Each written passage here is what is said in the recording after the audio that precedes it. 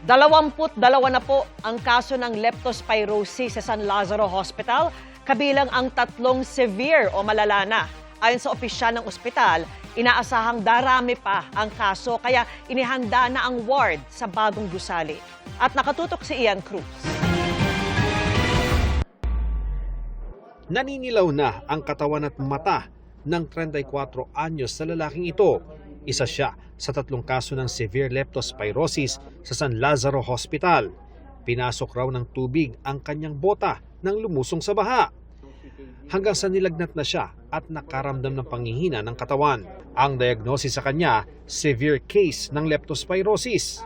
Ang masasabi ko lang din po sa kanila, wag po sila basta-basta lusong ng pagbaha. Kasi ang hirap po talaga magkasakit ng ganito. Kapag severe case na yung leptospirosis, dinadaan na po sa dialysis machine itong mga pasyente dahil apektado na ng matinding toxin yung kanilang liver, yung kanilang kidney at kung minsan ay apektado na rin pati yung kanilang paghinga.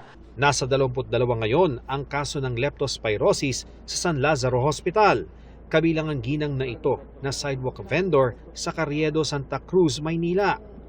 Kapag kasi dumaraan ang mga sasakyan, natatalsikan ng baha ang sugat niya sa binti dahil sa kagat ng aso. Nilagnat po ko, tapos magdamag po akong inubo. Nag-alala po rin ako kasi nga ako naano ako sa sugat, may sugat po ako. Makatuwing dito ko, hanggang kanina po nilagnat ako. At naiiyak po ako sa dahil sa sobrang sakit ng ko. Ayon sa Chief Medical Professional Staff ng ospital, hindi pa peak ng mga magkakasakit ng leptospirosis. With the frequent heavy rain and habagat at mga bagyo, tataas pang ating leptospirosis. Kaya inihanda na rin ng ospital ang ward sa bagong gusali sa inaasahang pagdami ng kaso na posibleng umabot sa 100. Karaniwang mga sintomas ng trangkaso gaya ng lagnat, pananakit ng kalamnan, hirap umihi ang nararanasan ng mga na-expose o naglusong sa maruming tubig. Pinapayuhan po namin lahat ng mga kababayan natin na lumusong sa baha, regardless kung gaano katagal, ay uminom sila ng doxycycline.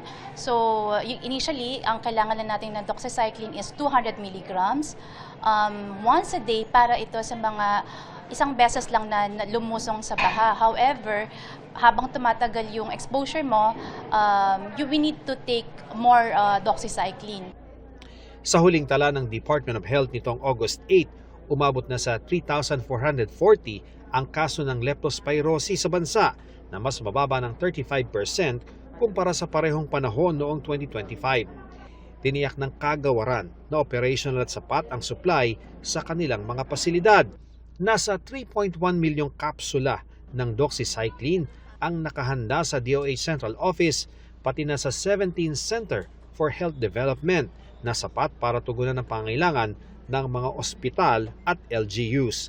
Paalala ng DOH, hindi lahat pwedeng uminom ng doxycycline. Halaga po ang pagpapakonsulta kasi hindi po lahat ay pwedeng uminom ng doxycycline.